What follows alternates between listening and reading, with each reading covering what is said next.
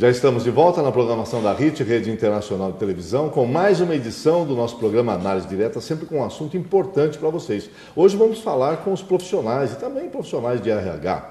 As empresas estão de olho não somente no currículo profissional, mas também na imagem do profissional a ser contratado. Ela torna-se cada vez mais importante dentro do ambiente corporativo e as organizações começam a se preocupar com a imagem de seus colaboradores, já que eles podem ser, na verdade, o cartão de visita da empresa, afinal de contas. Uma imagem vale mais do que 1000 palavras? Para responder esta e outras questões sobre a imagem profissional no mercado de trabalho, a minha convidada no Análise Direta de hoje é a palestrante, psicóloga, mestre em administração de empresas, consultora ilusionista. Consultora ilusionista, olha só.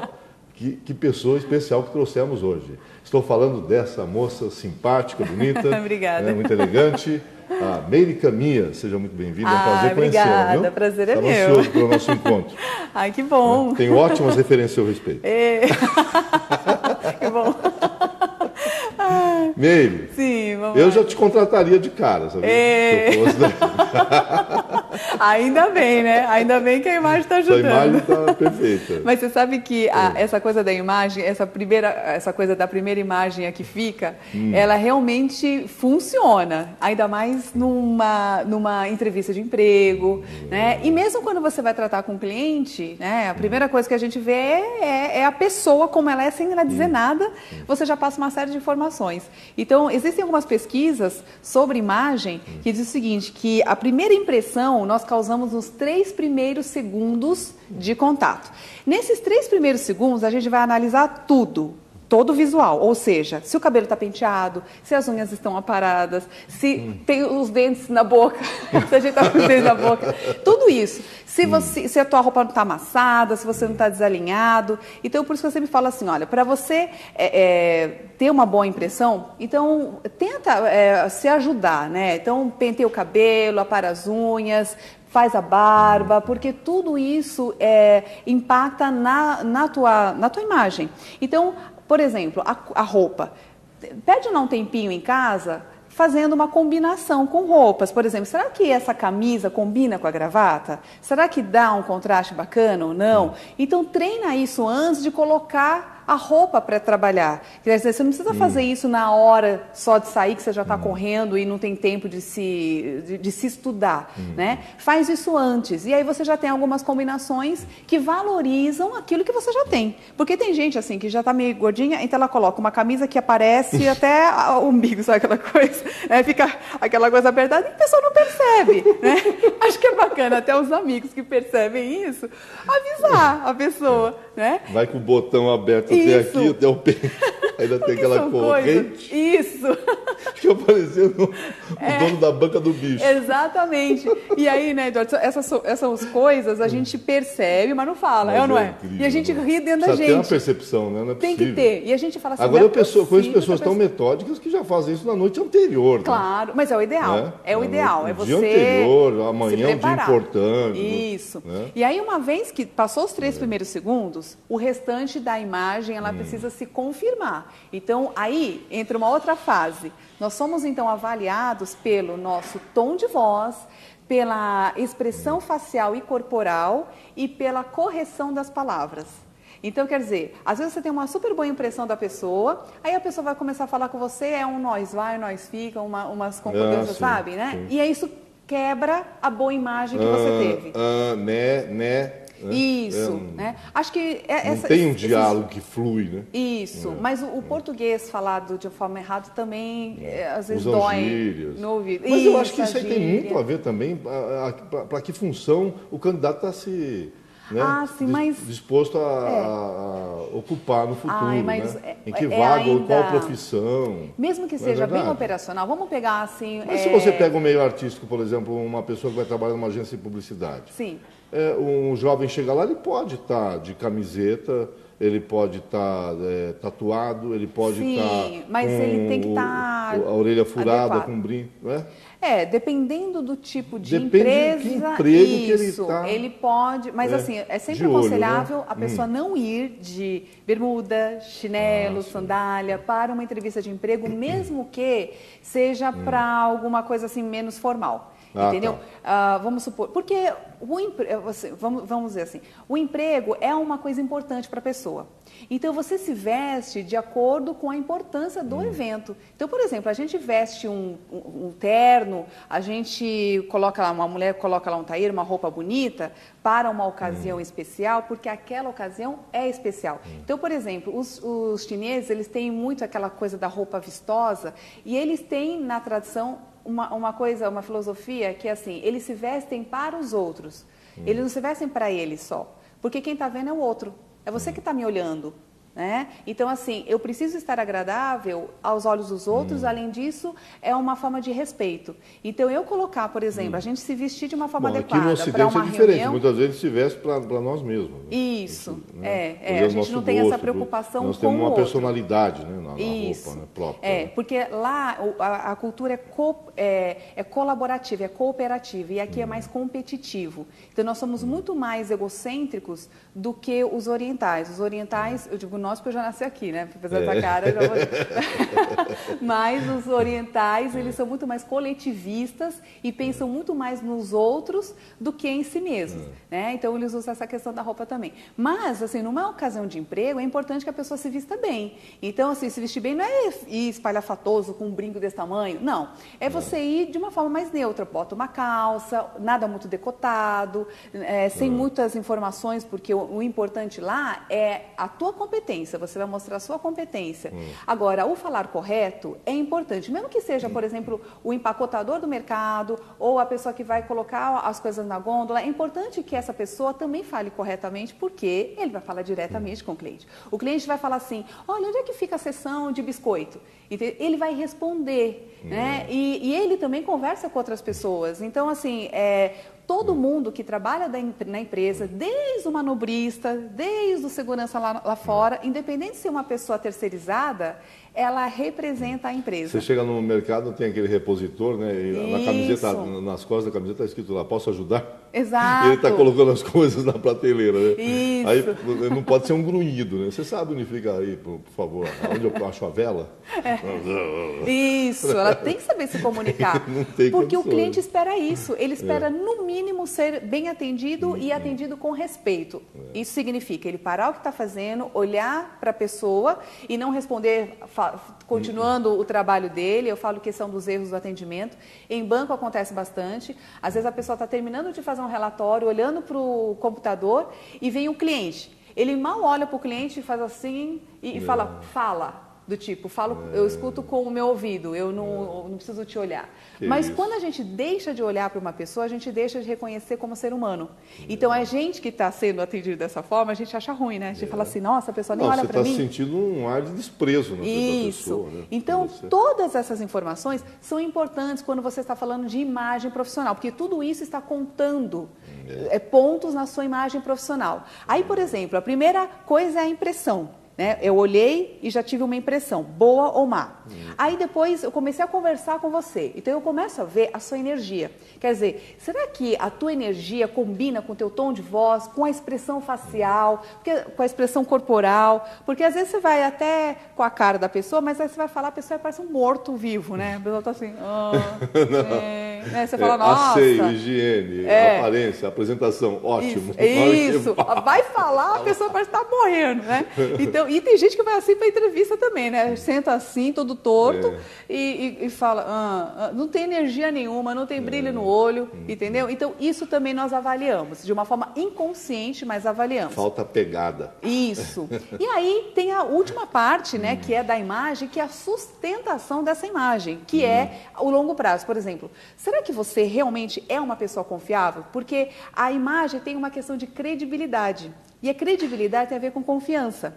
Então, eu preciso confiar em você. Você precisa mostrar que é uma pessoa que fala e faz. né? E aí essa coerência entre aquilo que a gente mostra com aquilo que a gente efetivamente faz na nossa vida é o que vai garantir a nossa boa imagem profissional. Então, para a gente garantir essa boa imagem, eu sempre falo assim, ó, tem iniciativa, faz mesmo, busca ajuda, né? Oferece ajuda, porque às vezes a pessoa fala assim, eu tô aqui para ajudar, mas ninguém pede a minha ajuda. Quer dizer, é fácil, né? Você fica assim, não, eu tô ouvindo, mas ninguém vem me falar nada, né? Então, sabe, se você pode fazer alguma coisa, vai lá e mostra o teu potencial.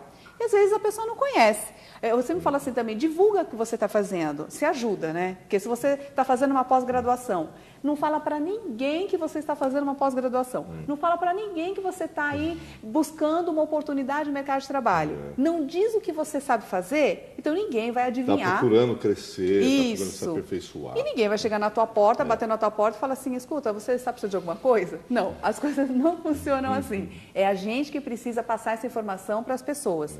E aí junta isso com a credibilidade que você já tem, pronto. Então, aí você realmente... Olha, eu falo que o bom profissional nunca fica desempregado.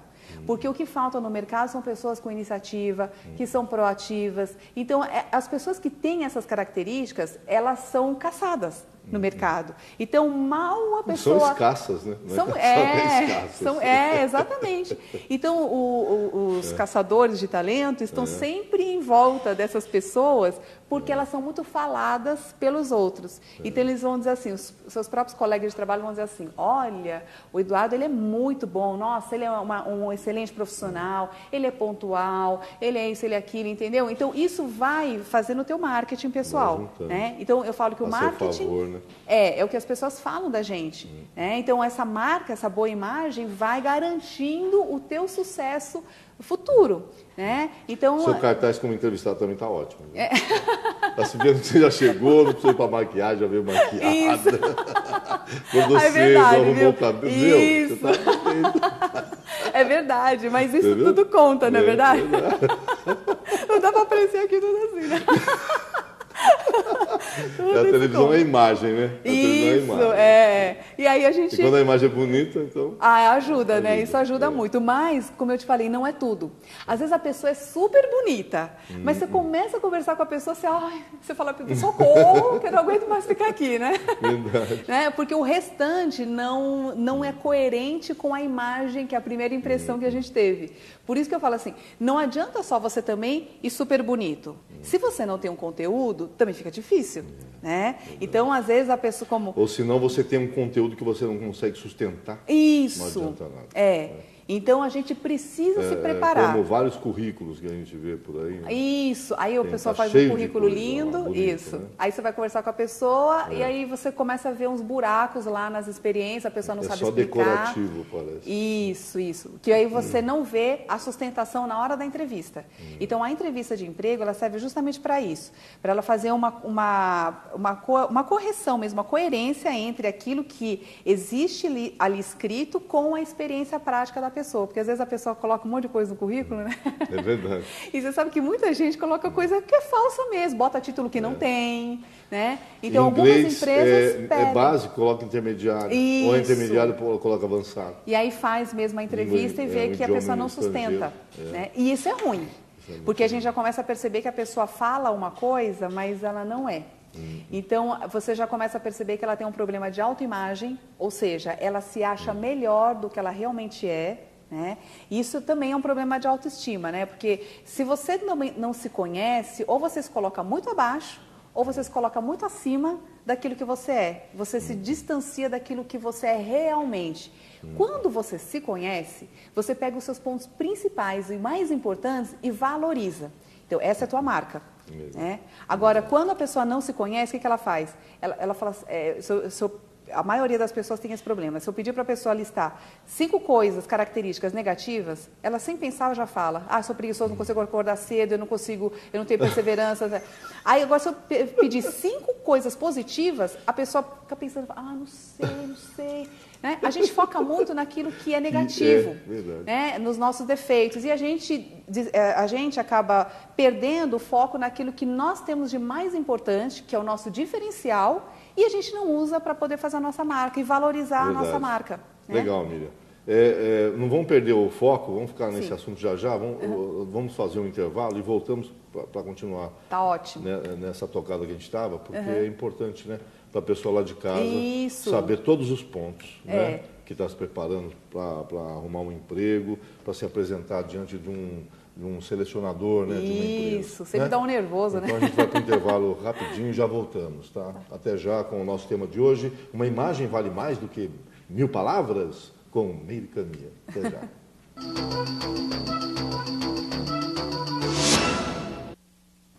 Olá, amigos. Estamos aqui no programa Análise Direta e nessa edição discutindo o tema Uma imagem vale mais do que 1000 palavras? Na questão, é lógico, da seleção de profissionais por uma empresa, por exemplo, como você deve se apresentar diante do profissional de RH que vai selecioná-lo como futuro funcionário ou como um provável candidato apenas, né? E para esse tema de hoje estou recebendo no estúdio a minha amiga Meire Camia, que é palestrante e cuida desse assunto como ninguém. Você quando presta assessoria para as empresas, né? Na formação da imagem de um funcionário, Sim. qual que é a preocupação maior da empresa? Olha, hoje o que a está maior faltando assim, em termos demanda, de apresentação, né? O que está Sim. faltando mais na apresentação Eu acho que dos o que funcionários, falta hoje, no contato com clientes? Tudo. Sim, eu acho que o que falta hoje, de uma forma geral, é o desenvolvimento da inteligência emocional. Porque, veja bem, o que é a inteligência emocional? Nós temos competências técnicas, que é tudo aquilo que você põe no currículo, que são conhecimentos adquiridos através de cursos. Por exemplo, um curso de idioma, informática, a sua graduação, pós-graduação, tudo isso são competências técnicas. As competências emocionais ou comportamentais, elas são baseadas em coisas do tipo iniciativa, proatividade, tolerância à frustração, saber trabalhar em equipe, comunicação, são coisas muito mais humanas do que técnicas. Tem assim o pique da pessoa, a entrega dela ao trabalho, Sim, né? Isso, que é a motivação, é o E quanto o que de ela energia representa que pro ela grupo, coloca. Isso, tudo, né? tudo isso. Então, essas, por exemplo, teve uma pesquisa do Goleman, que é um psicólogo que criou esse conceito de inteligência emocional, tem até um livro dele. Ele fez uma pesquisa nas empresas e ele percebeu o seguinte: quais são as competências que as pessoas mais utilizam na empresa? Então, ele percebeu que na parte operacional, nós usamos 2/3 de competência comportamental e apenas 1/3 de competência técnica, ou seja, nós valorizamos muito mais as competências técnicas, só que o que nós usamos no dia a dia é muito mais a competência comportamental. Por exemplo, você pega um currículo, você vê a competência técnica da pessoa, você fala, essa pessoa é ótima, porque ela tem um perfil que eu preciso para o meu cargo. Põe a pessoa para trabalhar. Aí você começa a ver que a pessoa é extremamente arrogante, que a pessoa destrói a equipe, que ela não consegue motivar ninguém, ela não consegue criar um bom ambiente de trabalho. E aí ela acaba não só com o trabalho dela, mas de outras pessoas também. Né? Então, e aí muitas vezes ela é mandada embora, ela é despedida, porque ela não tem as competências comportamentais. Ela foi contratada pela técnica, mas ela é despedida pela comportamental. Quando você sobe na hierarquia, quando a gente vai lá para os cargos de liderança, aí aumenta. Começa com grande depois acaba com grande Isso, exatamente, exatamente. Na liderança, a coisa fica mais grave ainda, né? Porque nós usamos 80% de competência comportamental e só 20% de competência técnica. Então, o que um líder precisa ter? Ele precisa entender de pessoas, ele precisa entender de gente, porque ele vai conduzir aquela grande equipe para um objetivo, que é a visão da empresa. Então, se ele não tem uma boa capacidade de comunicação, se ele não consegue entender as pessoas, ele não consegue conduzir. E aí vai realmente ser um fracasso. Então, não adianta ele ser um expert, ele ser super inteligente, ele ter um QI de lá não sei lá quanto, se no dia a dia a pessoa não funciona. Então, o que as empresas estão percebendo? Que hoje você pega essa geração Y, que são essa meninada nova que está chegando no mercado de trabalho. Então, eles não trabalham mais, na minha época a gente trabalhava, eu era pequena, trabalho desde pequenininha, então eu entrei no mercado de trabalho muito cedo, trabalho desde pequena mesmo, e agora não, agora a meninada ela é protegida. Desde os 11 anos de idade. Não como psicóloga, porque eu trabalho desde cedo. Não, porque assim, minha família já essa coisa da mágica, ela já vem desde a minha infância. Meu pai já era mágico. E levava, eu tenho fotos de 2, 3, 4, 5 anos, todos os anos, eu nunca saí do palco, né? Então, eu trabalho desde pequena mesmo, como artista, e a formação acadêmica veio depois. Ela partner. Eu fazia as mágicas, né? Fazia as mágicas.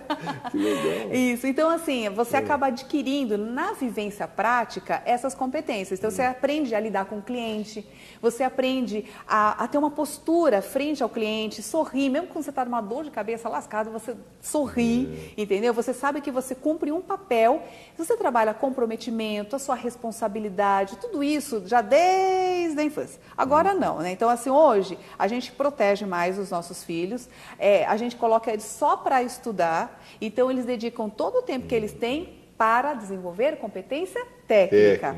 Aí ele sai da faculdade e ele vai para o mercado de trabalho. E aí o mercado de trabalho, as empresas, elas recebem um jovem muito ambicioso, com uma ansiedade batendo lá em cima, né, que conhece uma muito... série de expectativas. Isso, conhece muito bem do seu trabalho, materiais, só que... né? Materiais. Isso, mas ele não tem a competência comportamental. Então, ele não tem paciência, ele não tem comprometimento. Então, a empresa, ela começa a sofrer com esse tipo de perfil.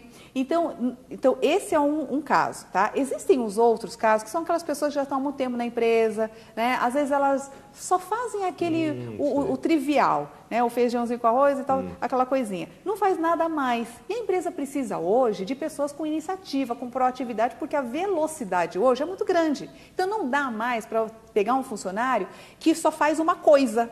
Você precisa de funcionários que sejam multifuncionais, ou seja, que ele trabalhe aqui, que ele trabalhe no departamento e que ele seja meio que coringa, vamos dizer, que ele conheça um pouco de tudo e se adapte rapidamente às necessidades da empresa, porque a empresa está se adaptando rapidamente às necessidades do mercado. É assim. Então, é uma escala que todo mundo acaba sendo atingido. Então, não dá para a empresa querer se adaptar se o funcionário lá está paradão. Então, qual é a maior demanda que eu tenho hoje das empresas?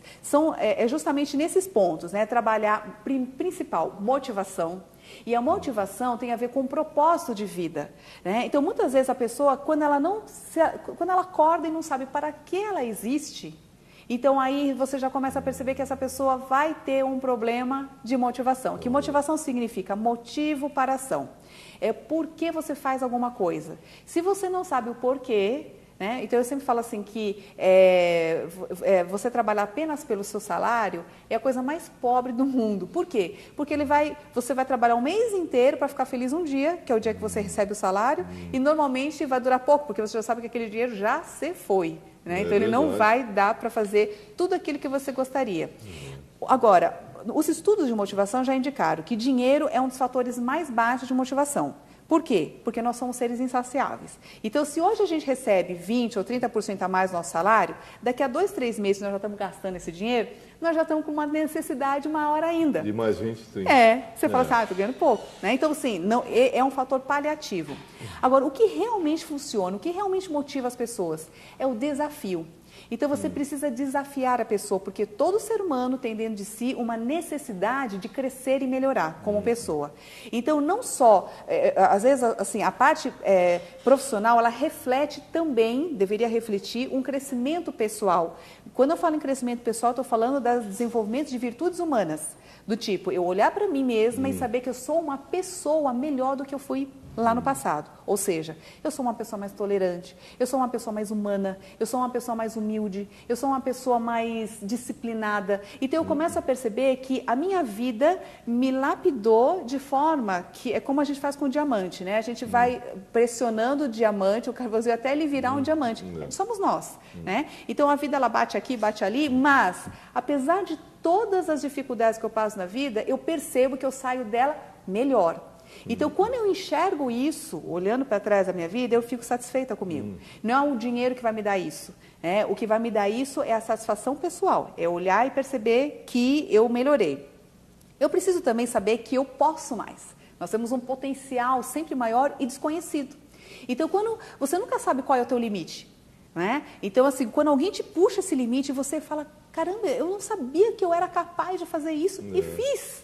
Né? Então, você tem uma satisfação pessoal consigo muito boa. Então, isso é motivador. Né? É quando você começa a perceber... Então, a empresa que faz isso, por exemplo, a empresa que consegue tirar desse funcionário algo a mais que ele tem. Quer dizer, você precisa olhar para a pessoa e acreditar nela. Então, hoje eu trabalho dando treinamentos para as empresas, desenvolvendo esse potencial que a pessoa tem e desconhece, né? E faço isso também através das palestras motivacionais, né? Então, eu vou explicando para a plateia como ele pode ser dono desse sisteminha que funciona dentro da nossa cabeça. Mas então, essa coisa de autoconhecimento, que eu acho que nós estamos chegando nisso aqui, isso, né? Isso. Tem muito a ver com o coaching, né? O coach você é coach? Não, eu não trabalho como coaching. Porque o coaching ele é muito parte, individual. Né? Mas sim. Parte. É uma parte. Só que você trabalha coletivo. Isso, exatamente. Eu trabalho de uma forma um pouco mais coletiva, mas assim, eu tenho profissionais que trabalham comigo que atuam como coaching mesmo. Qual que é a dificuldade de pegar a pessoa que mostra valor naquela função que desempenha na empresa e fazer ela sair de dentro dela e conhecer-se? É a vontade que ela tem. Porque nós temos uma coisa chamada livre-arbítrio. Então, às vezes você fala para a pessoa, você enxerga a necessidade dela, você sabe que ela está sofrendo porque ela não se conhece, e você fala assim, por que você não vai buscar uma ajuda? Por que você não vai fazer um processo de coaching? Por que você não vai fazer um curso, né, que você se conheça melhor? Se a pessoa não quiser, ela não vai. Né? Então, é preciso que a pessoa queira. Esse é o ponto principal. E eu não posso forçar a pessoa a fazer uma coisa que ela não queira. Você acha que esse negócio de treinamento que existe hoje para treinar o colaborador, está tudo ligado a isso, né? Porque, na verdade, ele precisaria ter esse interesse no particular da vida dele. Sim. Depois, extra serviço. Isso. Mas a empresa está percebendo que ele não faz e está trazendo isso para dentro da companhia, né? Porque a empresa ela acaba assumindo uma responsabilidade. É melhor deixar um pouquinho, treinar aqui dentro e ter mais vantagens com ele no futuro, né, do que esperar que ele tenha uma iniciativa. Pois, é isso mesmo. A empresa hoje, as empresas fazem isso. Elas dão o que nós não tivemos lá na base. Então, nós temos uma educação muito ruim. Né? A nossa base de educação ela é muito ruim. E aí, o que acontece? Chega lá na empresa... Aí a empresa sofre com isso. O que ela tem que fazer? Ela acaba assumindo essa responsabilidade e traz a educação, a que a gente tem hoje, a educação corporativa. E não é só a educação do banco da escola. Exato. De todas essas outras coisas global, que a gente acha que é básico, do tipo, como você se apresenta, como você se veste, como que você fala com o cliente. A gente acha que isso deveria ser básico e não é. Hoje as pessoas ainda chegam na empresa sem saber fazer isso e nós treinamos as pessoas para adquirirem essa habilidade social, né? Então, como a gente trabalha? Por exemplo, quando você pega um grupo de pessoas, a motivação de cada um é diferente. Cada um está lá por uma razão diferente. Uns realmente estão motivados querendo aprender, outros estão lá porque o chefe mandou estar lá, entendeu? Né? Então, a motivação dessa outra pessoa é menor. O que a gente faz? Em primeiro lugar, eu vou mostrar para ela qual é a vantagem que ela tem de estar lá. O que ela ganha estando lá. Porque nisso eu desperto nela um motivo, uma razão. E aí o treinamento tem que ser muito prático, porque adulto só aprende de uma forma prática. Você tem que tirar aquele foco só do salário, do lerite no quinto dia útil. E tem que tirar o foco dele do tipo, eu queria estar fazendo outra coisa, eu tenho aquela conta para pagar. Então eu tenho que tirar a pessoa desse pensamento, né, viajante e focar ali no que nós estamos trabalhando. Então, esse Goleman mesmo escreveu um outro livro chamado Foco. Ele fala que nós temos um grande problema hoje em focar. E se você não tem foco, você não tem motivação. Que motivação significa eu enxergar lá na frente a minha meta, que seja comprar um carro, uma casa, que seja qualquer meta. Eu preciso pensar nisso todo dia, porque é isso que vai me fazer juntar dinheiro, é fazer com que eu trabalhe com mais energia, com mais alegria, porque eu tenho um objetivo na vida. Né? Se eu não tenho nada disso, não quero nada com nada, e todo mundo conhece alguém que se encaixa nesse perfil, o que não quer nada com nada, que vive um dia após o outro, que não tem objetivo nenhum, né? A pessoa vai vivendo desse jeito. Agora, vê se essa pessoa tem ânimo. Não tem. Ela não tem energia para fazer nada. Agora, se perguntar para essa pessoa, no fundo do coração, se ela está satisfeita com ela mesma, ela não está. Ela não sente orgulho dela, ela não gosta dela, só que ela não conhece um caminho para sair daquela situação. Então, assim, algumas pessoas estão meio que preparadas para aquilo. Então, você pega uma pessoa que está lá meio desanimada, e aí, naquele momento, ela escuta uma coisa aqui, outra ali, ela participa lá das atividades e ela começa a descobrir coisas que ela desconhecia. E ela vê que aquilo tem um resultado prático na vida dela. né? Então ela fala, puxa, eu posso mudar. Ela começa a perceber que ela não é vítima da vida dela, mas que ela pode ser realmente a criadora de situações diferentes. Ela pode mudar a realidade dela, né? Então, quando a pessoa percebe isso, aí sim a gente tá dando um start, né, para o caminho dela. Então, o meu papel dentro das empresas é esse. É assim, para as pessoas que já estão prontas, elas aproveitam tudo aquilo que eu estou falando. Agora, aquelas pessoas que ainda estão meio adormecidas, é a primeira chama, sabe? É o despertar, que eu chamo assim, né? Que a pessoa fala, opa, tem alguma coisa acontecendo nesse mundo que pode ser bacana, perfeito. Entendeu? Bom, a gente continua essa conversa já. Vamos para mais um intervalo e em instantes voltaremos para o nosso último bloco, já aqui no Análise Direta pela Rede Internacional de Televisão. Até já.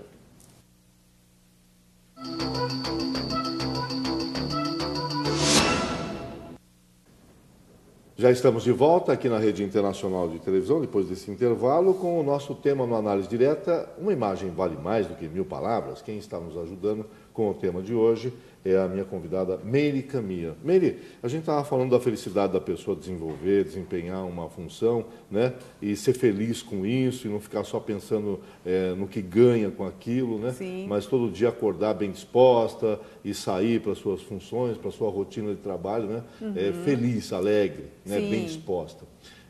Mas tem gente, por exemplo, que ou certas funções, que a capacidade técnica é tudo de bom também, né? Sim. Não precisa ter essa, sim, essa sinergia com os outros, nada, né? Sim. Por exemplo, vamos colocar um funcionário dentro de um escritório de contabilidade, por exemplo. Né? Ele não vai faz usar bem, tantas... ele não precisa ser aquela pessoa muito proativa, nada. Ele precisa ter boa disposição, né? Mas hoje em dia, como a coisa é muito dinâmica, raramente ele vai conseguir... Ele vai conseguir crescer, se é que ele tem vontade de crescer, só fazendo uma coisa só e sozinho, isolado. Hoje em dia é muito raro você ter uma pessoa que vai trabalhar sozinha o dia inteiro. Normalmente ele vai ter que interagir com outros departamentos e isso cada vez mais, porque a gente está num mundo muito dinâmico. Então eu falo assim, que as pessoas que têm vontade de crescer tem profissionalmente... gente que está assim, estacionada e acomodada. Né? Isso, e às vezes é bom para ela. Né? Então. Às vezes a pessoa gosta mesmo tem daquilo gente que ali. chega ao curso técnico e está, né? Isso, se e torna tá um bem. tecnólogo. E o Brasil hoje está dando muito valor para o tecnólogo, porque também parece que o jovem está fugindo da faculdade, não sei. Sim, não sei. porque é mais rápido, né? O tecnólogo são 2 anos ali, então é mais rápido. Acho até bacana porque pelo menos ajuda, né? A gente precisa de pessoas mais capacitadas e o negócio está difícil mesmo. A gente tem uma mão de obra vasta, só que as pessoas não são capacitadas para fazer o trabalho, né? Então esses cursos ajudam, né? Porque eles aceleram um pouquinho mais. Tem empresa até que ajuda, né? Com um percentual da mensalidade da faculdade. Ajuda, que é aquilo que eu te falei. A gente não tem isso de base. Oferece isso. Agora, a empresa quem vai acaba... querer? Né? Quem vai querer? E a empresa acaba assumindo isso, né? Então ela paga para ter o conhecimento, porque hoje o nosso maior bem é o conhecimento. Né? Então hoje não é mais o bem material, que o bem material você troca. Agora, o que está aqui, que é a inovação, a criatividade, as boas ideias, vem junto na cabeça do funcionário. Então isso a gente não compra como um objeto, né? Ele tem que ser desenvolvido. E é muito dinâmico esse nosso crescimento, né? Mas enfim, o que a gente estava falando era sobre essas pessoas, por exemplo, que às vezes se dão bem, trabalham razoavelmente e tal, né? Agora, tem aquelas pessoas também sonhos, que não... Ou tem aquelas pessoas que estão insatisfeitas com o seu trabalho e tal, e trabalham por conta do dinheiro. Então, eu acho assim, que tudo é uma questão de escolha. Nós escolhemos o que vai ser a nossa vida. Nós só temos, que a gente lembra, é esta, né? Quer dizer, o que você vai fazer da sua vida, tá? Você pode escolher, é um direito seu de ficar infeliz a vida inteira, só pagando conta. Você trabalha o mês inteiro, bastante infeliz, pega o salário para pagar a conta de água, luz, telefone, que é isso aqui que vai sobrar da tua vida. Você vai olhar lá para trás, lá na frente da tua vida, você vai olhar para trás e você vai ver o que você fez. Você foi infeliz a vida inteira, né, fazendo uma coisa que você não gostava, mas tudo bem, se foi uma escolha consciente, né, acho que cada um, no final das contas, a gente não consegue fugir do nosso grande juiz, que é a nossa consciência. A gente pode enganar Deus e o mundo, mas pode enganar todo mundo, menos a nossa consciência. Então, assim, eu posso dizer para todo mundo que eu sou muito feliz, que eu sou muito bacana, só que na minha consciência eu sei que pode ser que não seja tudo isso. Né? Pode ser que eu não esteja tão feliz assim, pode ser que eu não seja lá tudo aquilo que eu falo. Né? Então, essa coerência entre aquilo que eu digo e aquilo que eu faço é o que traz felicidade também. né? Eu saber que me conhecer e ter consciência e confiança daquilo que eu realmente sou, isso me dá uma autoconfiança, uma autoestima muito grande para encarar qualquer problema da vida. Então, assim, a pessoa às vezes ela fica numa situação por comodismo, por medo de se lançar para um outro desafio, e ela fica numa prisão psicológica que ela mesma criou, entendeu? O que você diria, por exemplo, da imagem de uma pessoa que está numa empresa e se associou a outros companheiros de trabalho numa chamada panelinha? Ah, certo, as panelinhas. Então, as panelinhas, elas existem em todos os lugares. Qual que é o cerne da panelinha? A gente forma panelinha com pessoas que a gente se dá bem, com pessoas que eu me sinto bem, estando junto, né? Assim, tem uma afinidade. Tem uma afinidade, exatamente. Eu acho que é uma questão sadia, você querer ficar perto de pessoas que te querem bem, que você se sente bem, que você se sente à vontade, é natural. Qual é o problema da panela? Panela só pode dar problema quando você faz parte de uma instituição, você é um representante, você tem um cargo e uma responsabilidade lá. E aí você começa a favorecer os seus colegas da panela em detrimento das necessidades da organização. Então, assim, eu tenho lá um departamento que precisa do meu trabalho, eu preciso entregar relatório para aquele departamento, só que meu outro amigo, que de um departamento que não tem nada a ver, me pediu um outro favor. E aí eu faço dele primeiro, você entendeu? Aí sim começa a dar problema. Ou então quando a panela começa a criar um movimento político dentro da empresa, né? E aí você começa a forçar situações, e isso é muito, muito comum mesmo nas organizações, né? Quando você tem essa mudança na organização, é assim, você só tem dois caminhos, ou você vai de cima para baixo, que a liderança determina uma mudança, ou a base faz força. Então a base se alia e começa a fazer pressão. Tem uma força política. Tem uma força política, que você pode ter, as greves, por exemplo, você junta uma turma e fala, gente, estamos insatisfeitos, vamos parar todo mundo aqui. Não pagou hora extra, vamos parar. Isso, né? Você entendeu? Não deixa de ser uma panela, quer dizer, todos têm um interesse em comum, se juntam e tem uma força ali, né? Agora, essa panela que nós estamos conversando já é mais determinada pessoa informal. Foi promovida a chefe, mas não está dando resultado. Ah, e aí isso também é outro tipo. Que aí o grupo se junta para tirar aquela liderança que eles não gostaram. Para a pessoa que está acima dela. Isso. Né? Ou então, uma pessoa foi mandada embora, uma pessoa que isso eles gostavam. Isso é ruim para a aparência, né? É muito ruim. Essa coisa que estamos falando hoje da imagem. É muito ruim para o ambiente da empresa. Por exemplo, por quê? Porque vamos supor, nesse caso, por exemplo, a gente tem uma equipe, a gente dá super bem, aí o chefe manda uma pessoa embora. Aí a equipe fica revoltada, por exemplo, entra uma outra pessoa.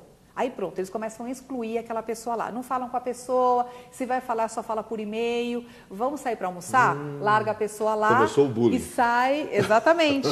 É uma espécie de bullying. Isso, indireto, porque não é direto, você não xinga a pessoa, você não ofende a pessoa, mas a própria exclusão já é um movimento de bullying, de exclusão mesmo. A pessoa se sente mal com aquilo. Agora, você imagina todo dia você sendo rejeitado, assim, tá na cara que você está sendo rejeitado, né? Isso vai trazendo para a pessoa... Não é pipoca dessa panela, isso. Não, sai fora. Onde você está atacando essa pessoa? Você ataca essa pessoa na base dela, que é a autoestima. Com o tempo, essa pessoa, ela começa a achar que realmente ela tem um problema. Ela começa a achar que ela realmente não tem condição de acompanhar aquele grupo, ela começa a adoecer. E aí a doença, vindo desse tipo de estresse, ou ela vem sucumbir ou fisicamente, que a pessoa começa a baixar a resistência, porque o cortisol, que é o hormônio do estresse, ele rebaixa em até 70% a nossa imunidade. Então você imagina a pessoa sofrendo aquele estresse o tempo todo, ela já começa a ir para o emprego como se estivesse indo com a forca. Exatamente. Passa o dia inteiro naquela tensão. Isso vai detonando o corpo dela, até o ponto que ela começa a ter gripe, ela começa a faltar porque ela está doente, começa a dar problemas físicos ou psicológicos, do tipo, ela vai para uma depressão, vai para uma síndrome do pânico, você realmente causa um mal para aquela pessoa. Então, ou seja, a gente começa a trabalhar o assédio moral. Então, esse é o problema das panelas, né? Então, a panela também é ruim porque ela não desenvolve a comunicação. Por exemplo, eu só falo com quem eu gosto. Ela se isola. Né? E também quem está lá dentro não cresce. Não sai e quem está fora não entra. As ideias diferentes não entram. Isso. Então, eu deixo de conversar com pessoas de outro departamento, eu deixo de conhecer um pouco mais da empresa. Por quê? Porque eu só fico com aquele povinho que fala amém porque eu falo, entendeu? Que é a mesma língua, a mesma tribo. Isso, que me acha linda e maravilhosa. Mas está estagnado lá. Exatamente. Está criando o mosquito da dengue lá. Isso, exatamente. É isso mesmo. Água parada. Então, não é, eu falo assim para as pessoas, não é adequado você ficar dentro de panelinhas.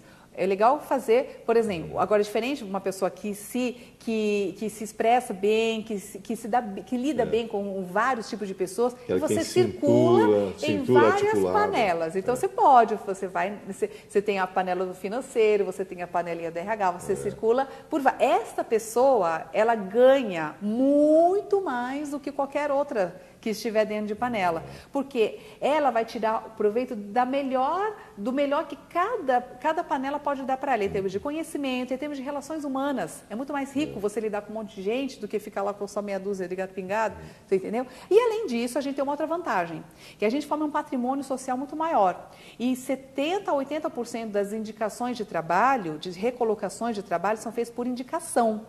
Então, se você fica na sua panela de meia dúzia, são só meia dúzia que podem te indicar.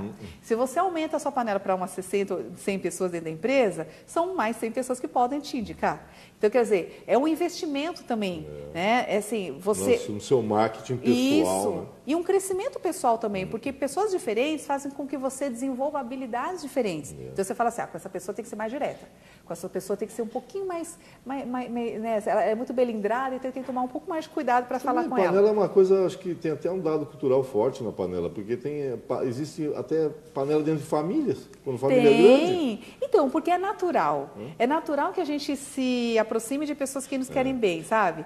O único problema é quando é demais. Então, quando eu fico muito presa a ela, aí é problema. Não tem problema a panelinha. Eu queria te perguntar uma coisa. Você é irmã do Mário Caminha, né? Que é um grande mágico. Isso. Ele está em turnê agora. Agora está no país, México. Já fez Las Vegas. Já fez, olha, ele já fez várias coisas. E assim, ele tem uma capacidade criativa de criar coisas diferentes. Novas, né? Nossa, ele já Isso fez. vale muito nesse mercado.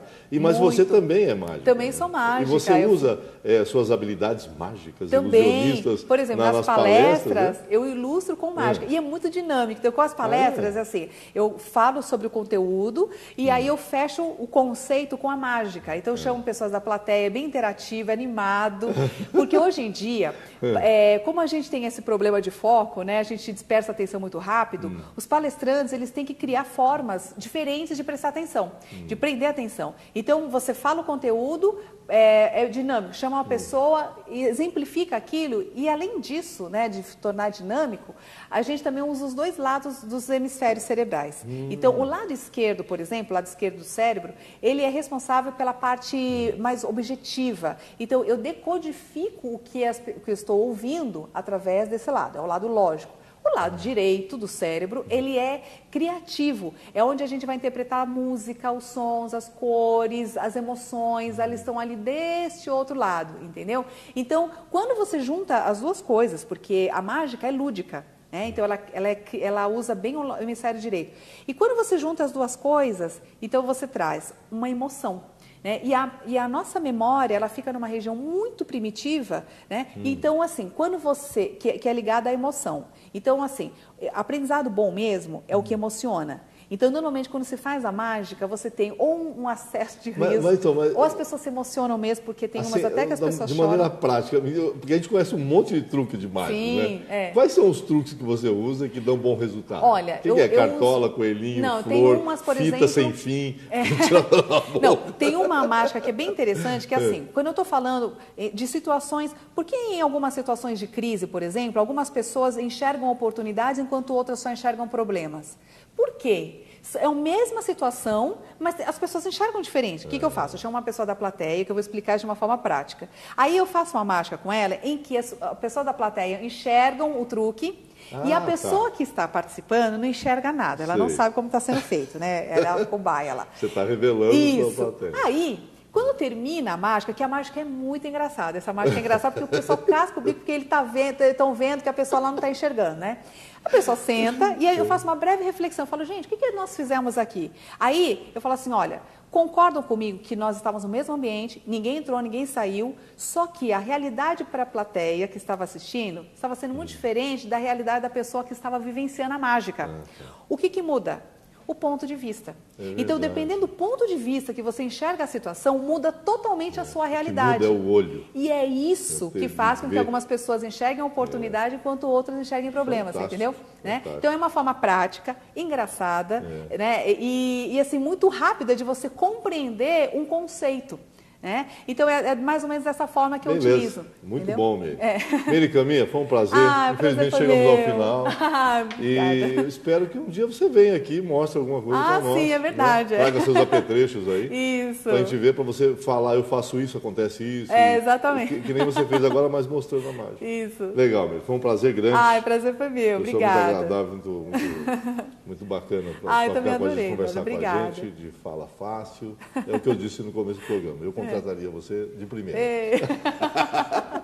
Que ótimo. A vocês todos, o nosso muito obrigado por ficarem conosco aqui em mais uma análise direta e aguarde mais um tema legal, curioso, interessante, importante para você no seu dia a dia em uma nova edição. Até lá.